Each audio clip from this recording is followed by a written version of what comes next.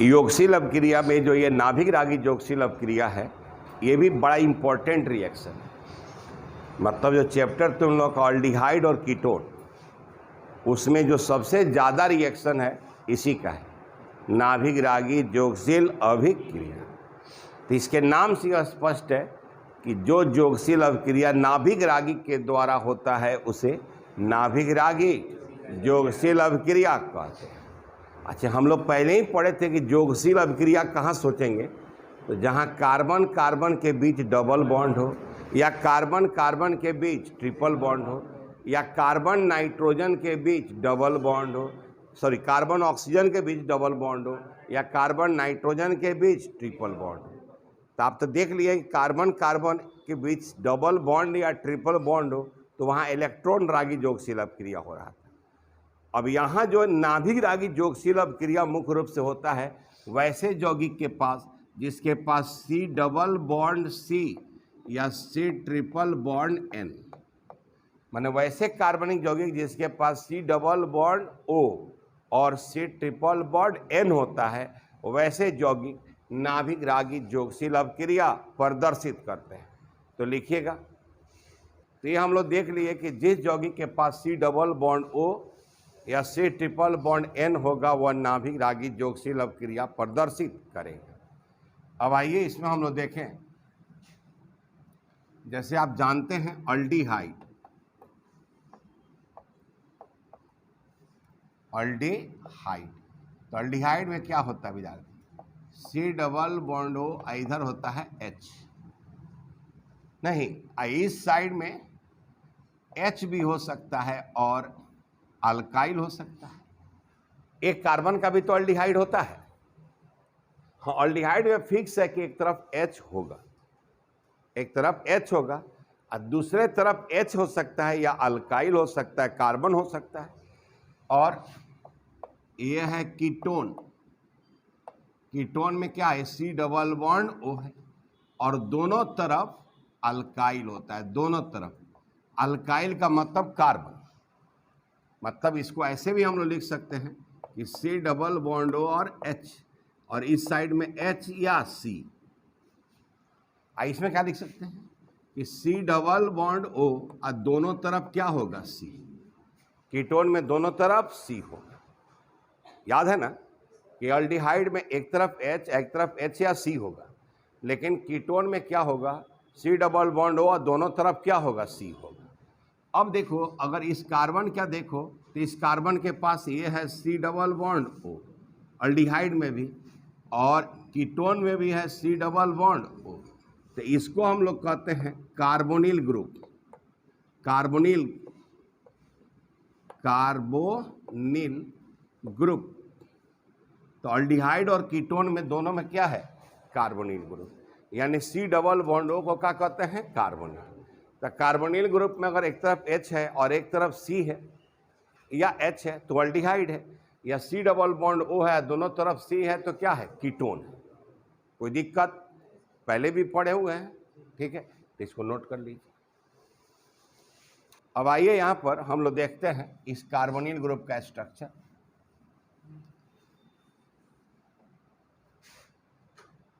अब ये जो हमारा कार्बोनिल ग्रुप है C डबल बॉन्ड O। अब देखो ये सिंगल बॉन्ड है तो सिग्मा है, ये भी सिंगल बॉन्ड है, ये सिग्मा है और यह पाई है। तो इस कार्बन के पास कितना सिग्मा बॉन्ड है, 3। तो हम जानते हैं अगर किसी कार्बन के पास 4 सिग्मा बॉन्ड होते sp3, 3 सिग्मा बॉन्ड होते sp2 और 2 सिग्मा बॉन्ड होते sp। तो इस कार्बन का परसंकरण क्या होगा, sp2 हो जाएगा। हाइब्रिडाइजेशन क्या हो जाएगा, sp2। sp2 का मतलब होता है ट्रायंगुलर प्लेनर, माने एक प्लेन में है। तो जैसे मान लो इसका क्या हो जाएगा, ऐसे C डबल बॉन्ड, तो कार्बन ऑक्सीजन बोर्ड पर है और ऐसे ही बोर्ड पर एक बाहर होगा और एक अंदर होगा। तो अगर बाहर वाला को दिखाओगे तो डार्क लाइन से दिखा देगा क्या, और अंदर वाला को दिखाओगे तो ऐसे ही दिखाओगे, या नॉर्मली तुम चाहोगे तो इसको ऐसे भी बना सकते हो कि ये हो गया C डबल बॉन्ड O, हुआ कि नहीं हुआ? ये ऐसा हमारा हो गया। अब यहाँ देखो कि यहाँ पर यह तो सिग्मा बॉन्ड है और ये हमारा क्या है, पाई। ठीक है, अब यहाँ पर जो C है तो जो sp2 है वो तो हमारा सिग्मा बॉन्ड बनाया है, ये sp2 सिग्मा बॉन्ड, और यहाँ जो अनहाइब्रिड ऑर्बिटल है वो ऑक्सीजन के साथ क्या बनाया है, यहाँ पर साइड्स ओवरलैप किया है, तो यही ना हमारा क्या बना है, पाई बॉन्ड। ये हमारा क्या बना है, पाई बॉन्ड। और पाई बॉन्ड क्या है, कमजोर है, तो ये ऑक्सीजन क्या करता है, इस पाई इलेक्ट्रॉन को, क्लाउड को अपने तरफ क्या करता है, अपने तरफ अट्रैक्ट करके रखता है। यानी ये जो कार्बन है और ये ऑक्सीजन है, तो पूरा इलेक्ट्रॉन का क्लाउड किधर आता है, ऑक्सीजन के तरफ। ये किधर आता है, क्यों ऑक्सीजन तरफ रहता है, क्योंकि ऑक्सीजन का इलेक्ट्रॉन निगेटिविटी ज़्यादा है। तो इसीलिए हम लोग यहाँ पर क्या लिखते हैं, स्लाइटली निगेटिव और स्लाइटली पॉजिटिव।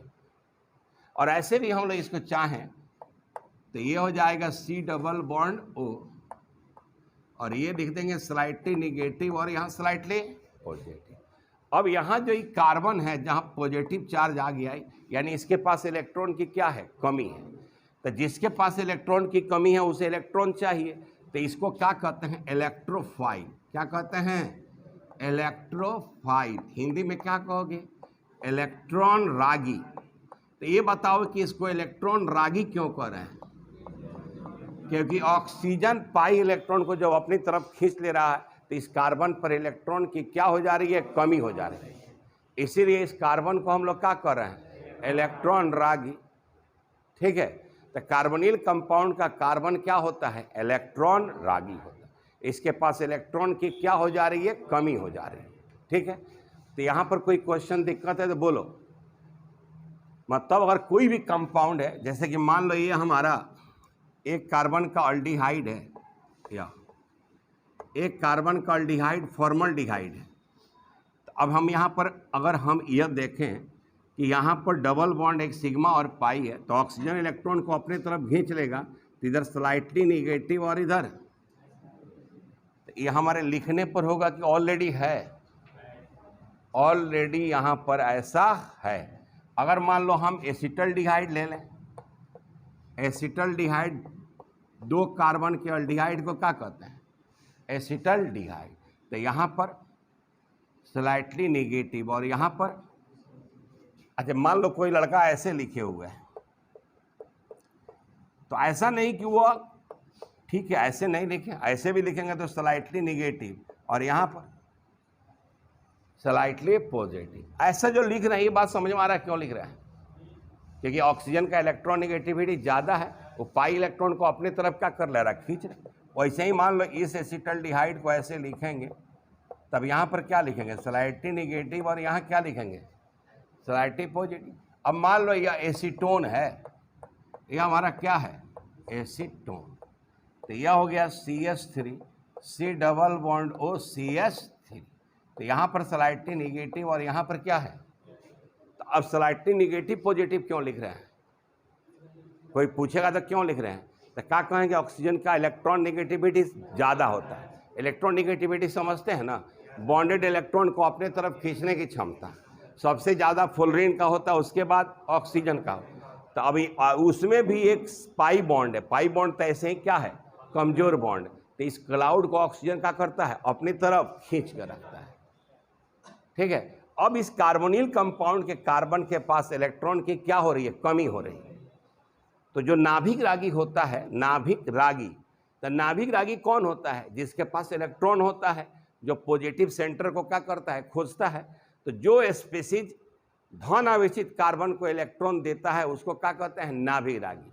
तो जो कोई भी आकर इसको इलेक्ट्रॉन देगा उसको क्या कहेंगे, नाभिक। बताओ नाभिक रागी C पॉजिटिव को देगा कि O निगेटिव को देगा, तो C पॉजिटिव को देगा। यानी जो आक्रमण करने वाला है अभिकर्मक, उस पर या तो माइनस चार्ज है या उस पर लोन पेयर है, इलेक्ट्रॉन है, नहीं तो वो आकर अटैक करेगा किस पर, कार्बन पर।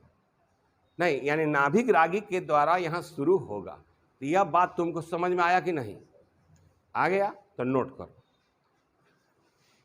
तो यहां हम लोग क्या देख रहे हैं कि कार्बोनिल कंपाउंड का जो कार्बन है उसके पास स्लाइटली पॉजिटिव चार्ज आ जा रहा है, यानी उसके पास इलेक्ट्रॉन की कमी हो जा रही है, तो वह कहला रहा है क्या चीज? इलेक्ट्रॉन रागी। वह क्या कहला रहा है? इलेक्ट्रॉन रागी। यानी कार्बोनिल कंपाउंड्स का कार्बन का प्रकृति कैसा होगा? इलेक्ट्रॉन रागी, इलेक्ट्रोफिलिक होगा। ठीक है, तो नीचे स्टार मार्क्स बनाकर लिख लो। कार्बोनिल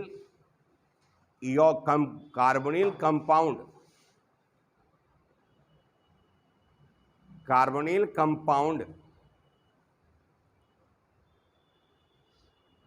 के कार्बन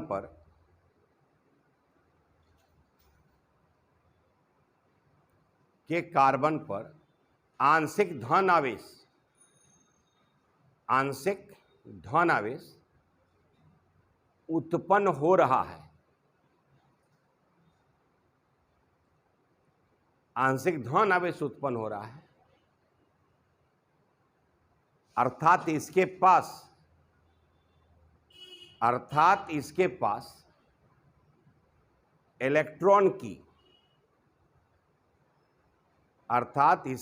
इलेक्ट्रॉन की कमी हो रही है।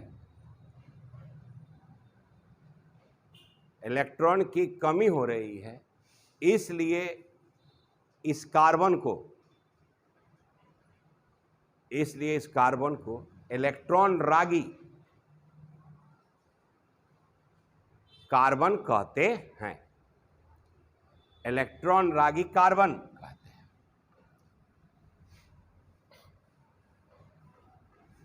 अब देखो विद्यार्थी, अब यहां यह है नाभिक रागी न्यूक्लियोफाइल।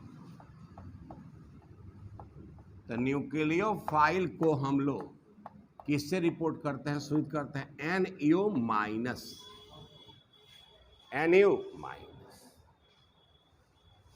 ठीक है, NU माइनस। अब देखो, तो ये जो नाभिक रागी होता है वह दो प्रकार का होता है, हम बताए हुए हैं। या तो यह ऋण आवेशित होगा या यह न्यूट्रल होगा, तो उसके पास लोन पेयर इलेक्ट्रॉन होगा। अब जैसे मान लीजिए, तो ऋण आवेशित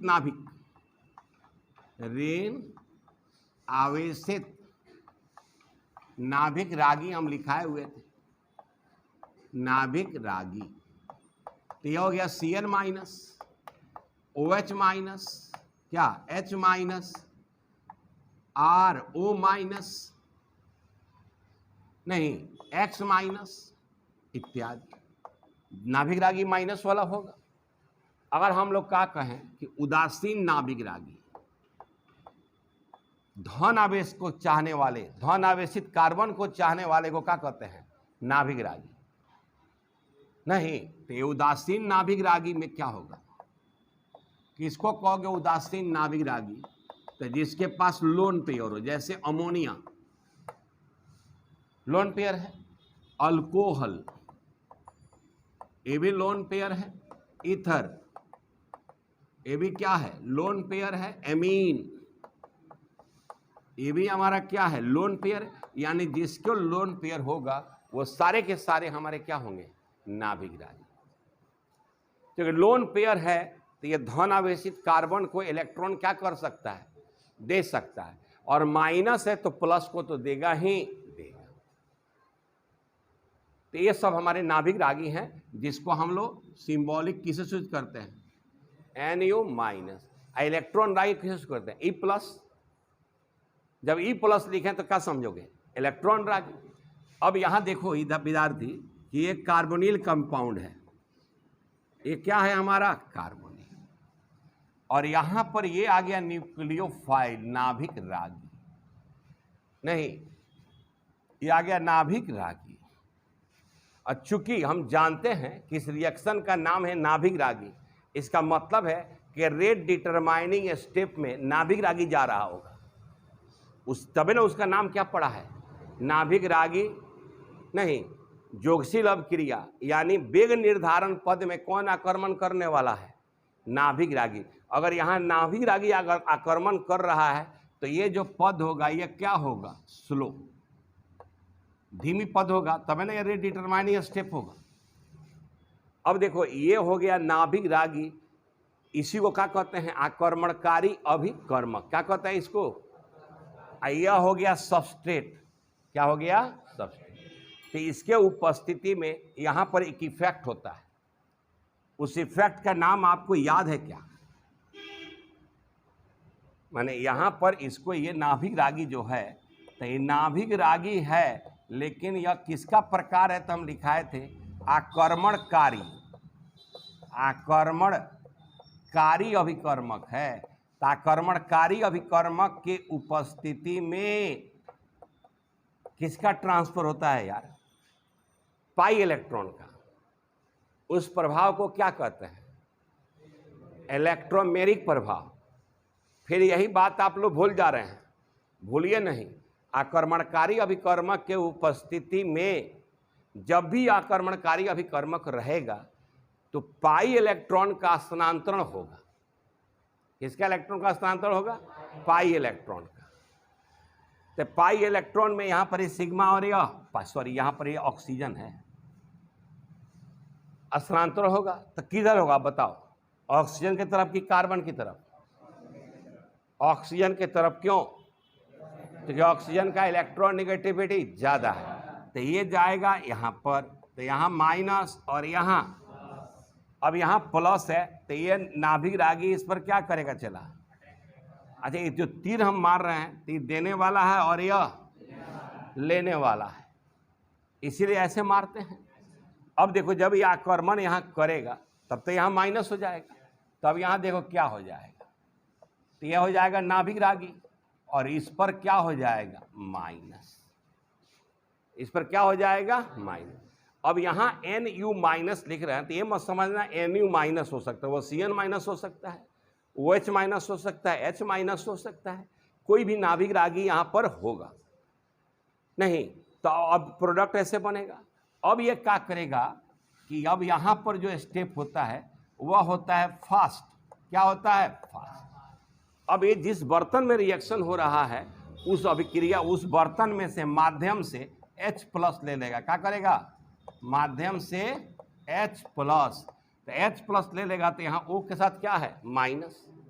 तो हमारा क्या बन जाएगा? देखो, तो यह हो जाएगा ऐसे OH और यह हो गया NU, यह हो गया OH और यहाँ क्या हो गया? NU।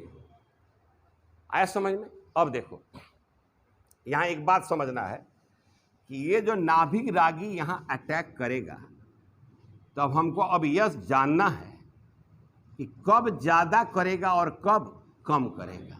यानी कौन सा कार्बोनिल कंपाउंड, कौन सा कार्बोनिल यौगिक नाभिक रागी जोगशील अभिक्रिया अधिक प्रदर्शित करेगा और कौन सा कार्बोनिल यौगिक नाभिक रागी जोगशील अभिक्रिया कम प्रदर्शित करेगा। नहीं, माने क्या हमको देखना है कि कौन ज़्यादा करेगा और कौन कम करेगा। तो हम क्या कहें कि ये जो इलेक्ट्रॉन यहाँ जा रहा है तो यहाँ माइनस और प्लस। तो अगर हम ये कह सकते हैं कि अगर इस कार्बन पे प्लस की मात्रा अधिक हो तब तो वह नाभिक रागी को ज़्यादा आक्रमण करेगा, आकर्षित करेगा, या यह नाभिक रागी यहाँ पर तब अधिक आक्रमण करेगा जब यहाँ पर छोटे छोटे ग्रुप लगा हुआ हो, बड़ा बड़ा कोई समूह नहीं हो। क्योंकि तुमको बताए थे स्टेरिक हिंड्रेंस, ये कोई भी परमाणु या परमाणु का समूह जो होता है वह ऋण आवेशित होता है, वो इलेक्ट्रॉन का बंडल होता है। तो अगर यहाँ इलेक्ट्रॉन का बंडल छोटा है तो ये आने वाला इलेक्ट्रॉन का बंडल आसानी से आ जाएगा। अगर यहाँ इलेक्ट्रॉन का बंडल बड़ा बड़ा समूह रख दिया जाए, तो बड़ा बड़ा जब समूह रख दिया जाए तो इसका आक्रमण क्या हो रहा जाएगा?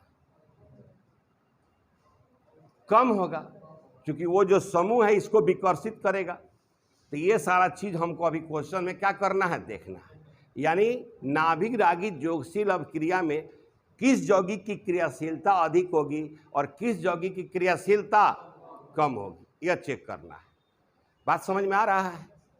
ठीक है, तो नोट करो। कौन सा कार्बोनिल यौगिक नाभिक रागी योगशील अभिक्रिया कम प्रदर्शित करेगा, ये देखना है।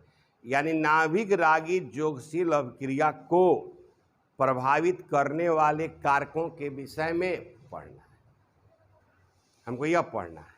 ठीक है, तो लिखोगे नाभिक रागी योगशील अभिक्रिया को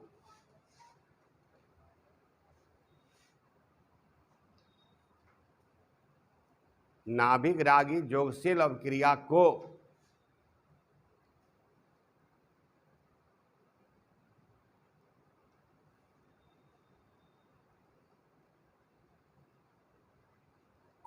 प्रभावित करने वाले कारक।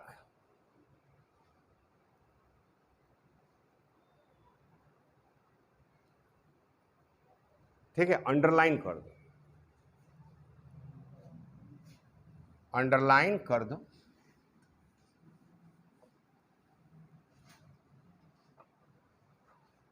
तो विद्यार्थी उसमें हम लोग का पहला है फर्स्ट इंडक्टिव इफेक्ट। पहला हम लोग का है इंडक्टिव इफेक्ट। इंडक्टिव इफेक्ट जिसको तुम लोग क्या कहते हो, प्रेरक प्रभाव। प्रेरक प्रभाव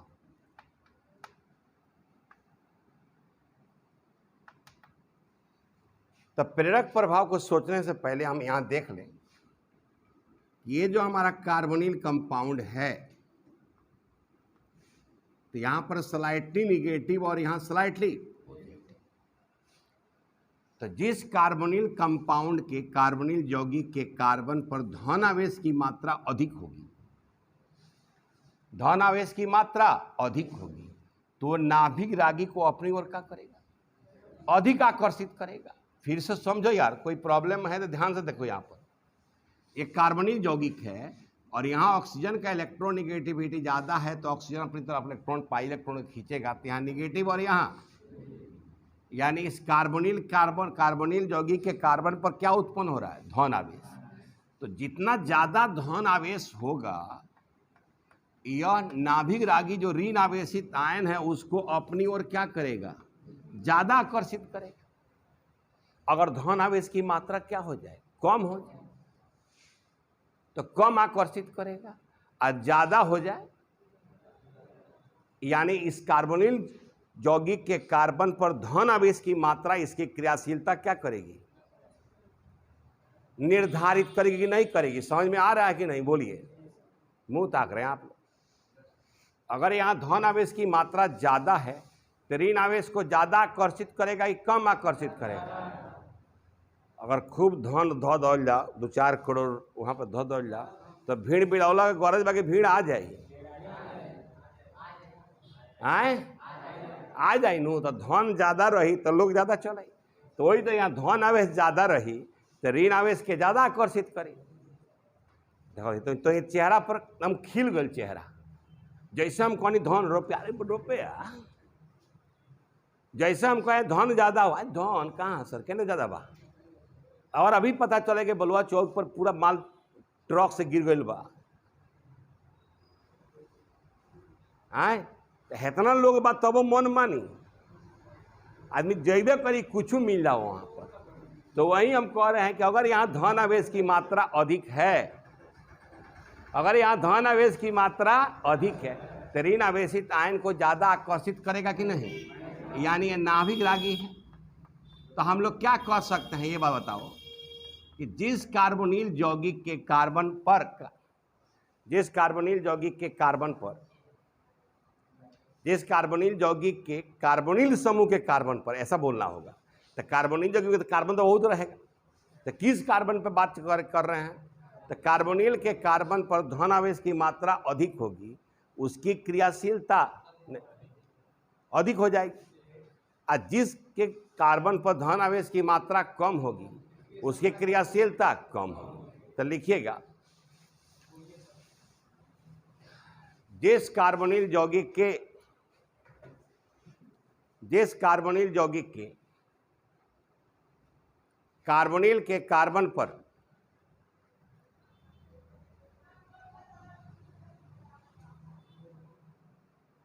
कार्बोनिल के कार्बन पर धन आवेश की मात्रा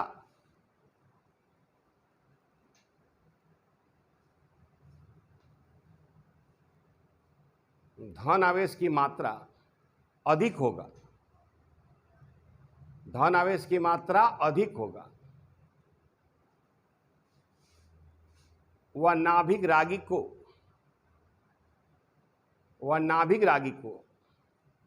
अपनी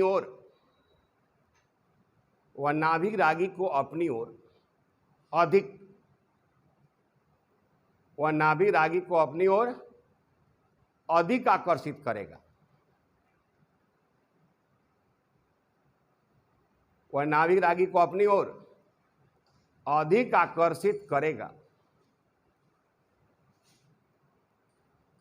और उसकी क्रियाशीलता अधिक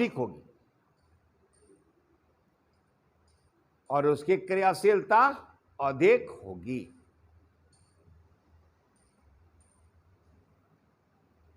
मिला लीजिए। जिस कार्बोनिल यौगिक के कार्बोनिल समूह के कार्बन पर धन आवेश की मात्रा अधिक होगा, वह नाभिक रागी को अपनी ओर अधिक आकर्षित करेगा। अर्थात वह नाभिक रागी, उसकी क्रियाशीलता क्या होगी? अधिक होगी। ठीक है, पैराग्राफ चेंज करके जिस कार्बोनिल यौगिक के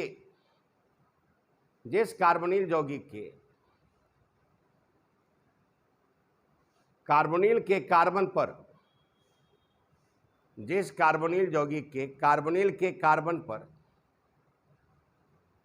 धन आवेश की मात्रा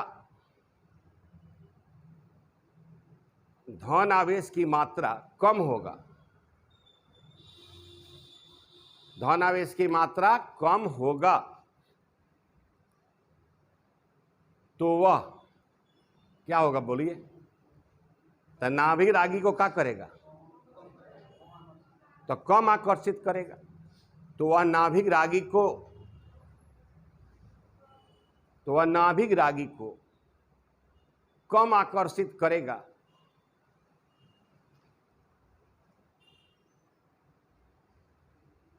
और उसकी क्रियाशीलता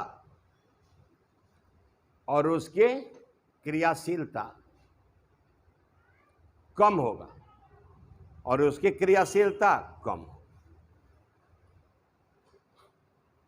ठीक है। चला, अभी कैसे पता चलेगा कि धन आवेश की मात्रा ज्यादा है या? बहुत बढ़िया से आई प्रभाव है। अगर ये कार्बोनिल कंपाउंड है, ये ऑक्सीजन और यहाँ पर प्लस है, तो अगर यहाँ पर हम लोग क्या करें कि प्लस आई समूह लगा दें, तब क्या होगा? क्रियाशीलता बढ़ जाएगा। देखिए, प्लस आई समूह लगाने से ये तो इलेक्ट्रॉन का क्लाउड इस पर बढ़ाएगा नहीं, तब जब बढ़ाएगा तो धन आवेश की मात्रा क्या होगा? घट जाएगा कि बढ़ जाएगा? जब यहां से पुश करेगा इलेक्ट्रॉन, तो इस कार्बोनिल के कार्बन पर धन आवेश की मात्रा, बोलना यार, धन आवेश की मात्रा, देखिए कोई इसमें बोल रहा है बढ़ भी जाएगा, सावन है, कुछ भी कर सकता है। धन आवेश की मात्रा कम हो जाएगा। अब बोलिए, धन आवेश की मात्रा कम हो गया तो क्या हो जाएगा? धन आवेश की मात्रा कम हो गया तो क्रियाशीलता बढ़ जाएगा कि घट जाएगा? तो अब हमने कहा अतः क्रियाशीलता, कौन सा क्रियाशीलता? तो नाभिक रागी जोगशील अवक्रिया का। अतः क्रियाशीलता, बोलना भाई, घट जाएगा। यानी प्लस आई समूह लगाने से क्रियाशीलता क्या होगा? घट जाएगा। लेकिन अगर यहां पर माइनस आई समूह लगा दिया जाए तो इसके कार्बन पर क्या हो जाएगा? धन आवेश की मात्रा, बोलो, की मात्रा बढ़ जाएगा। धन आवेश की मात्रा बढ़ जाएगा, तब क्या हो जाएगा? बोलिए, क्रियाशीलता बढ़ जाएगा। क्रियाशीलता बढ़ जाएगा। बहुत कठिन है जानना, बोलना भाई। तो आप तो जानते हैं कि अल्काइल ग्रुप जो है प्लस आई है। अच्छा, अगर एगो प्लस आई रहे आ एगो एच रहे, नहीं, या दोनों एच रहे, तो उसकी क्रियाशीलता सबसे ज्यादा होगी, क्योंकि एच ना प्लस आई है ना नहीं। तो अब ये तो हम लोग जान गए कि प्लस आई समूह कार्बोनिल यौगिक का क्रियाशीलता घटा देगा और माइनस आई समूह कार्बोनिल यौगिक का क्रियाशीलता तो क्यों बढ़ा देगा और क्यों घटा देगा, ये समझ में आया कि नहीं? अगर उस पर प्लस आई समूह लगा है तो उसके कार्बोनिल के कार्बन पर धन आवेश की मात्रा क्या हो जाएगा? कम हो जाएगा। और जब धन आवेश की मात्रा कम हो जाएगा तो नाभिक रागी को कम आकर्षित करेगा, तो क्रियाशीलता घट गया। अगर धन आवेश की मात्रा क्या हो जाए? बढ़ जाए, तो नाभिक रागी को ज्यादा आकर्षित करेगा, तो उसकी क्रियाशीलता क्या हो जाएगा? बढ़ जाएगा। तो नोट करो, कार्बोनिल यौगिक में अगर प्लस आई समूह है, कार्बोनिल यौगिक में अगर प्लस आई समूह है तो क्रियाशीलता घट जाएगा, क्रियाशीलता घट जाएगा। और माइनस आई समूह है तो क्रियाशीलता बढ़ जाएगा।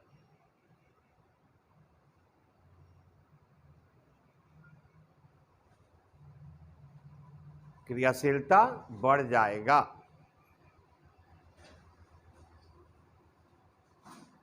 ठीक है। अब देखो एक दो एग्जाम्पल यहां देखो तुम लोग कि यह अल्डिहाइड है, ध्यान देना। एक तरफ अगर हम अल्काइल लगा दिए और एक तरफ H लगा दिए, H, और यहां पर क्या है कि ये C डबल बॉन्ड O है और दोनों तरफ अल्काइल लगा दिए, चला R और R। ऐसा नहीं है कि इसको ऐसे ही लिख सकते हैं, ये इसको ऐसे भी हम लोग कन्वेंशनल तौर पर लिखते हैं कि नहीं लिखते हैं। और इसको क्या लिखते हैं? अगर इसको R डैश कर दिए, R C double bond O और R डैश, तो यह कंपाउंड कौन सा कंपाउंड कहलाता है? बोलो ना भाई। अल्डिहाइड। यार बोल नहीं रहे हैं, अल्डिहाइड कहते हैं। इसको क्या कहते हैं? तो अब आप लोग ये सोचिए कि अल्डिहाइड और कीटोन में किसकी क्रियाशीलता अधिक होगी और किसकी कम होगी। तो अब यहां पर ये स्लाइटली निगेटिव और यह स्लाइटली पॉजिटिव, तो अल्काइल हमारा क्या है? प्लस आई ग्रुप है, और H ना प्लस आई है और ना माइनस आई है। अगर यहां पर देखें तो ये स्लाइटली निगेटिव और यहां स्लाइटली पॉजिटिव। अब यहां पर ये भी अल्काइल प्लस आई है और ये भी, यानी यहां ये भी प्लस आई है और ये भी प्लस आई है। यानी कीटोन के पास कितने प्लस आई ग्रुप है? 2, और अल्डिहाइड के पास 1। तो बताइए किसकी क्रियाशीलता अधिक होगी? अल्डिहाइड की क्रियाशीलता कीटोन से हमेशा क्या होगा? अधिक होगा। अगर कोई पूछेगा तो क्या कहेंगे कि अल्डिहाइड में 1 प्लस आई ग्रुप है, जो इलेक्ट्रॉन का घनत्व यहाँ पर जो घटा हुआ है थोड़ा बढ़ा देगा, लेकिन यहाँ 2 प्लस आई ग्रुप है जो उसके कार्बोनिल के कार्बन पर इलेक्ट्रॉन घनत्व ज़्यादा बढ़ा देगा। तो इलेक्ट्रॉन घनत्व बढ़ना मतलब धन आवेश घटना, तो यहाँ धन आवेश ज़्यादा घटेगा, यहाँ धन आवेश कम घटेगा। तो हम क्या लिख सकते हैं कि अल्डिहाइड की क्रियाशीलता कीटोन से अधिक होगा कि नहीं अधिक होगा? बोलो, अधिक होगा। व्याख्या लिखने की जरूरत है, समझ में आ रहा है? नहीं। अब हमको देखेंगे डिफरेंट अल्डिहाइड में क्या हाल है, फिर देखेंगे डिफरेंट कीटोन में भी क्या हाल है। तो जैसे जैसे प्लस आई प्रभाव जहां भी बढ़ेगा उसकी क्रियाशीलता क्या हो जाएगी? कम हो जाएगी, उसकी क्रियाशीलता कम हो जाएगी। तो फिर डिफरेंट अल्डिहाइड में भी देखेंगे और डिफरेंट कीटोन में भी देखेंगे, तो इसको नोट लीजिए, एस्टेरिक इफेक्ट लिखना है।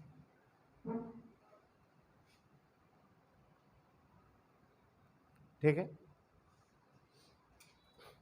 अब जैसे देख लो कि एक कार्बोनिल कंपाउंड है, अगर इससे जो सबसे छोटा से छोटा लगने वाला है वो क्या है, हाइड्रोजन, यानी सबसे छोटा ये ग्रुप है। अब यहां पर ये नाभिक रागी है, ये हमारा क्या है, तो इसको यहां पर अटैक करना है। तो यह इतना छोटा ग्रुप है कि इसके कारण ये आने वाला जो नाभिक रागी है कोई विकर्षण महसूस नहीं करेगा, क्योंकि यहां पर हाइड्रोजन है, सबसे छोटा है। लेकिन जैसे इससे कोई हम बड़ा ग्रुप लगाना शुरू कर दें, जैसे कि मान लो एच और यहाँ आर, अगर ये अल्काइल साइज हमारा तो एच से तो बड़ा जरूर होगा ना अल्काइल। अल्काइल भी एक तरह से क्या है, इलेक्ट्रॉन का बंडल है। तो जैसे ग्रुप आएगा तो यहां पर ये जब आएगा तो ये जो इलेक्ट्रॉन का क्लाउड है यहां पर, वो भी तो ऋण आवेशित है, और आने वाला भी समूह क्या है। तो जैसे देखेगा कि बड़का एक ऋण बहुत बड़ा लोग खड़ा है, तो वह क्या महसूस करेगा, विकर्षण महसूस करेगा कि नहीं, विकर्षण महसूस करेगा। ठीक है। अब मान लीजिए कि अगर यह है, अगर ये कीटोन है, ये कीटोन है, तो देखिए ये दोनों अल्काइल है।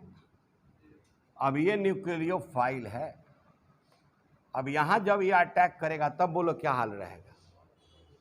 तो जितना कार्बोनिल ग्रुप के कार्बन से जितना बड़ा समूह लगता जाएगा, जितना बड़ा आकार होते जाएगा समूह का, नाभिक रागी वहां पर अधिक विकर्षण महसूस करेगा। क्या महसूस करेगा, तो क्यों महसूस कर रहा है, क्योंकि वो भी ऋणावेशित है, और जो समूह है वो भी परमाणु या परमाणु का समूह, वो भी इलेक्ट्रॉन का बंडल है एक प्रकार से, यानी वो भी ऋण आवेश का बंडल है। तो जितना बड़ा बंडल यानी उतना ही अधिक ऋण आवेश, और जितना अधिक ऋण आवेश उतना ही ज़्यादा क्या होगा, विकर्षण होगा।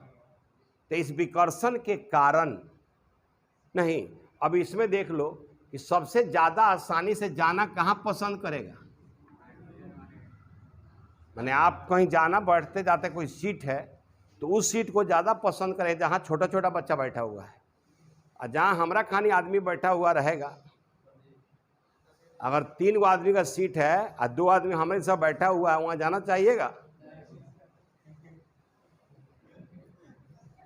सर आपके जैसा एक वो बैठा रहेगा तो वहाँ जाना हम लोग पसंद नहीं। तो साइज बड़ा होते जाएगा तो सोचो कि वहाँ सीट पर जाके जहाँ बैठना है और वहाँ बहुत मोटे मोटे लोग बैठे हुए हैं, तो आपके जैसे लोग वहाँ जाकर पर बैठना नहीं करेगा।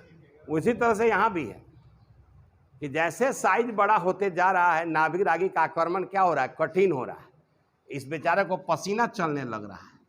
तो ये हमारा क्या महसूस करेगा, विकर्षण। फिर यहाँ जब आ रहा है, ये अटैक कर रहा है, तो इसके द्वारा भी विकर्षण है और इसके द्वारा भी विकर्षण है, नहीं विकर्षण है। तो इसके कारण नाभिक रागी का आक्रमण क्या हो जाएगा, कठिन कि आसान, कठिन। तो क्रियाशीलता कम की ज़्यादा, कम हो जाएगा। यानी कार्बोनिल यौगिक के कार्बन से लगे समूह का, अल्काइल समूह का आकार बढ़ने से नाभिक रागी का आक्रमण कम हो जाएगा, नहीं, क्योंकि उन समूहों के द्वारा नाभिक रागी विकर्षण महसूस करेगा, जिसको हम एस्टेरिक हिंड्रेंस कहते हैं। यहाँ जो नहीं आने का जो चांस है, एस्टेरिक कारण जो आना बाधा महसूस कर रहा है, उसको क्या कहते हैं, एस्टेरिक हिंड्रेंस। हिंड्रेंस माने होता है रुकावट, नहीं। तो लिखिएगा कार्बोनिल समूह के, कार्बोनिल समूह के, कार्बोनिल समूह के कार्बन से अल्काइल समूह, अल्काइल समूह का आकार आकार बढ़ने से अल्काइल समूह का आकार बढ़ने से नाभिक रागी का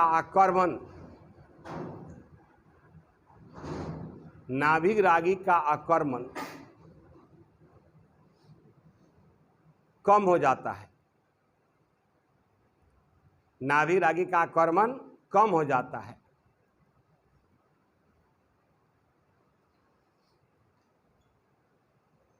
और क्रियाशीलता घट जाता है।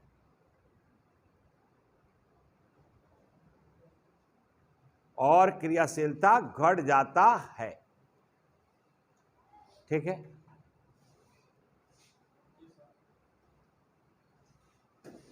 और क्रियाशीलता घट जाता है। आकार के बढ़ने से, लिखोगे इसमें, कार्बोनिल के कार्बन से लगे समूह के आकार के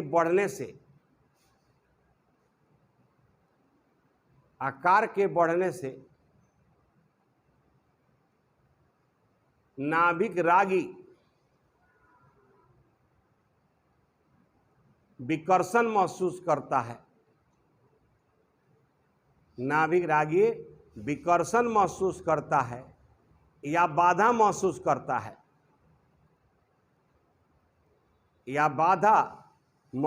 करता है, जिसे स्टेरिक हिंड्रेंस कहते हैं। जिसे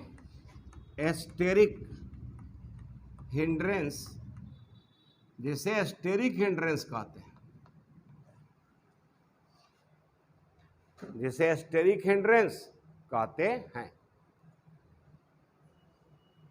हिंड्रेंस मतलब रुकावट। ठीक है। तो अब देखो सब यहां पर, तो यह है फॉर्मल्डिहाइड, इसको कहते हैं हम लोग फॉर्मल्डिहाइड। और यह है अदर अल्डिहाइड। और यह क्या है? कीटोन। ठीक है ना। इसके भी हिसाब से किसकी क्रियाशीलता ज्यादा होगी? फॉर्मल्डिहाइड का। और उसके बाद अदर अल्डिहाइड का। सबसे कम किसका होगा? कीटोन का। क्योंकि इसके पास छोटे छोटे समूह लगे हुए हैं, तो इसमें स्टेरिक हिंड्रेंस क्या होगा? कम होगा। और जैसे साइज बड़ा होता जाएगा, रुकावट बढ़ता जाएगा, स्टेरिक हिंड्रेंस बढ़ता जाएगा, तो क्रियाशीलता क्या होगा? कम। और कीटोन में तो दो अल्काइल ग्रुप लगा है, तो इसमें स्टेरिक हिंड्रेंस क्या होगा? अधिक होगा। ठीक है, तो नोट करें। आइए इस दो इफेक्ट को देखकर हम लोग कुछ देखें। अब देखो यहां जो क्वेश्चन बनेगा, यह क्वेश्चन तबे बनेगा जब ही बन पाएगा आपसे, जब आपको नेमिंग पर थोड़ा कमांड हो। सारा नियम जानते रहिएगा और नेम नहीं आएगा, नाम लिखना, कॉमन नेम और आईपीएक नेम, तब तक आपको दिक्कत होगी। जैसे मान लिए लिखा है HCHO, तो यह एक कार्बन का अल्डिहाइड है। यानी अगर लिखे तो HC डबल बॉन्डो और H, यही ना है। यानी यह एक कार्बन का अल्डिहाइड है, कॉमन नेम है इसका। बोलो, एक कार्बन का कॉमन नेम होता है फॉर्मल्डिहाइड। क्या होता है? फॉर्मल्डिहाइड। याद रखना, एक कार्बन का एसिड होता है फॉर्मिक एसिड, उसी से इसका नाम क्या पड़ा है? फॉर्मल्डिहाइड। अगर इसका आईपीएक नेम लिखोगे तब यह होगा, एक कार्बन का अल्केन होता है मेथेन, और इसके नाम के लास्ट में क्या लगेगा? आल, मेथेनाल। क्या लगेगा? मेथेनाल। ठीक। अब यहां देखो, अगर हम दो कार्बन का अल्डिहाइड ले लें तो ये क्या हो जाएगा? CH3 C डबल बॉन्डो और H। तो इसका कॉमन नेम क्या होगा? एसिटल्डिहाइड। देखिए प्रॉब्लम होगा यहां पर आप लोगों को, सब कुछ जानते रहिएगा। अगर ये तो ऑलरेडी हम बता चुके हैं, अगर यह याद नहीं रहेगा तो फिर सवाल आपसे नहीं बनेगा। अब वो इतना थोड़े है कि आपके लिए फॉर्मूला लिखेगा, स्ट्रक्चर बनाएगा, तब तो पूछेगा। और आईपेक नेम क्या होगा, 2 कार्बन का है, एथ हो गया, सिंगल बॉन्ड है, एन हो गया, लास्ट में क्या लग गया, एथेनॉल। अगर मान लिया 3 कार्बन का एल्डिहाइड है तो यह हो गया CH3 CH2 C double bond और H। इसका कॉमन नेम है प्रोपियोनल डिहाइड, प्रोपियोनल डिहाइड। और इसका आईपेक नेम है, 3 कार्बन का है, प्रोप, सिंगल बॉन्ड है एन, और सफिक्स हो जाएगा आल, प्रोपेनॉल। अब हमको इसी 3 पर सोचना है कि क्या है। तो देखिए यहाँ पर ये स्लाइटली नेगेटिव और यहाँ स्लाइटली, अब यहाँ H ना प्लस आई है ना, छोटा छोटा ग्रुप है क्या। अब यहाँ पर देखिए स्लाइटली नेगेटिव और यहाँ स्लाइटली, अब यहाँ पर प्लस आई भी है और उसके तुलना में यहाँ पर यह बड़ा ग्रुप भी है। तो यानी यहाँ प्लस आई के कारण यहाँ धन आवेश की मात्रा कम हो जाएगी और आकार बढ़ने से नाभिक रागी की आने की इच्छा कम हो जाएगी, नहीं कम हो जाएगी। अब मान लीजिए कि यहाँ पर देखिए तो भैया 1 कार्बन है, यहाँ 2 कार्बन है, यहाँ तो प्लस आई इफेक्ट और ज़्यादा है, और इसमें 1 कार्बन का है तो यहाँ पर ये कितने कार्बन का है, 2 कार्बन का है। तो आकार बड़ा हो गया कि नहीं बड़ा हो गया। अच्छा, यहाँ पर जो ये माइनस है और यहाँ प्लस है तो इसमें धन आवेश की मात्रा तो और क्या हो गई, कम हो गई। तो अगर इस तीनों में पूछा जाए किसकी क्रियाशीलता अधिक होगी तो किसकी अधिक होगी, फॉर्मल्डिहाइड का अधिक होगा या मेथेनॉल का अधिक होगा। नहीं, यानी अगर हम कहें क्रियाशीलता का क्रम, क्रियाशीलता का क्रम, तब यह हो जाए, यह हो जाए। नहीं, अगर हम 4 कार्बन का ले लें ब्यूटरल्डिहाइड, 4 कार्बन का, बोलो ब्यूटेनॉल, जिसको हम लोग कहते हैं ब्यूटरल्डिहाइड, इसको क्या कहते हैं, ब्यूटरल्डिहाइड कॉमन नेम है, बटर से इसका ब्यूट्रिक एसिड से आया है ब्यूटरल्डिहाइड कॉमन नेम। और आईपेक नेम क्या होगा, ब्यूटेनॉल। तब बोलो तो यहाँ तो 3 तो प्लस आई है तो यहाँ तो प्लस आई और ज़्यादा हो जाए और उससे बड़ा साइज हो जाएगा चला तो इसमें स्टेरिक हिंड्रेंस तो और ज़्यादा हो, यानी उससे भी कम क्रियाशील यह हो। अब देखिए कि अब आपको एक फॉर्मूला नहीं लिखा, सीधे लिख दिया कि निम्नलिखित में कौन सा यौगिक नाभिक रागी जोगशील अभिक्रिया अधिक प्रदर्शित करेगा और ऑप्शन दे देगा, ए एथेनॉल, बी मेथेनॉल,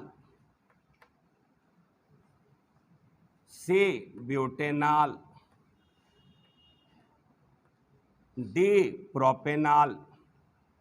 ऐसे ऑप्शन दे देगा, 4 ऑप्शन दे देगा और कहेगा इसमें किसकी क्रियाशीलता अधिक है। तो सोचिए कि ये सवाल का जवाब आप तभी दे पाइएगा जब पूरा स्ट्रक्चर के विषय में आपको क्या हो, पता हो। और इस पूरे स्ट्रक्चर के विषय में पता नहीं है और इसकी बातें पता नहीं है तो सवाल नहीं बनेगी। अब आप मान लीजिए कि एक सवाल आपने रट लिया, एक आंसर आप लोगों रट लिया, चूंकि आप सोचते हैं कुछ क्वेश्चन को मैं याद कर लूंगा तो मेरा काम चल जाएगा, लेकिन जिसको आपने रट के गया वो नहीं पूछा, दूसरा सवाल दे दिया, तीसरा सवाल दे दिया। तो वही ना बार बार कहते हैं कि कॉन्सेप्ट को सीखो, क्वेश्चन को मत रटो। कॉन्सेप्ट सीख रहोगे तो हजारों क्वेश्चन बन जाएगा। कॉन्सेप्ट इंपॉर्टेंट है, क्वेश्चन इंपॉर्टेंट नहीं है। लेकिन तुम लोग जब परीक्षा नजदीक आता है तो उसके दबाव में जाकर पूछते हो सर कौन सा गैस किन लें। अब जैसे तुम लोग गैस क्या है, प्रैक्टिस के लिए है, तैयारी के लिए नहीं है। जो मॉडल सेट होता है या क्वेश्चन बैंक होता है वह प्रैक्टिस के लिए है। वह यह देखना है कि क्या उसका जो सवाल दिया आपसे बन रहा है कि नहीं बन रहा है। यह जरूरी थोड़ा है कि जो सवाल दिया वही पूछेगा। तो अधिकांश बच्चों के कॉन्सेप्ट में क्या रहता है, बोलो, कि जितना ही सवाल दिया है इसी को तैयारी कर लेंगे तो हमारी तैयारी क्या हो जाएगी, मुकम्मल हो जाएगी। और उसी के भरोसे जाते हैं और रोते हुए आते हैं, हंसते हंसते जाते हैं, आप परीक्षा होते रोते रोते आते हैं। तो हम हमेशा कहते हैं कॉन्सेप्ट पर सोचो, कॉन्सेप्ट को देखो। अगर यहां कोई सवाल है तो बोलो। तो आपको क्या करना है चला, देखिए अब यहां पर सब लिख रहा है, कंडेंस फॉर्म में लिख रहा है, और यह चीज आपको करना ही करना है, ठीक है। ये जो न्यूक्लियोफिलिक एडिशन आपको पूरा अल्डिहाइड और कीटोन 6 नंबर का चैप्टर है। और एक क्वेश्चन क्या यार, 5 का ऑब्जेक्टिव तो रहेगा ही रहेगा, फिर शॉर्ट क्वेश्चन भी रहेगा, लॉन्ग क्वेश्चन भी रहेगा। तो न्यूक्लियोफिलिक एडिशन या जो टॉपिक है बहुत इंपॉर्टेंट है। तो इसको आपको क्या करना है, बढ़िया समझना है। आ रहा है समझ में कि नहीं आ रहा है, बोलिए आ रहा है ना।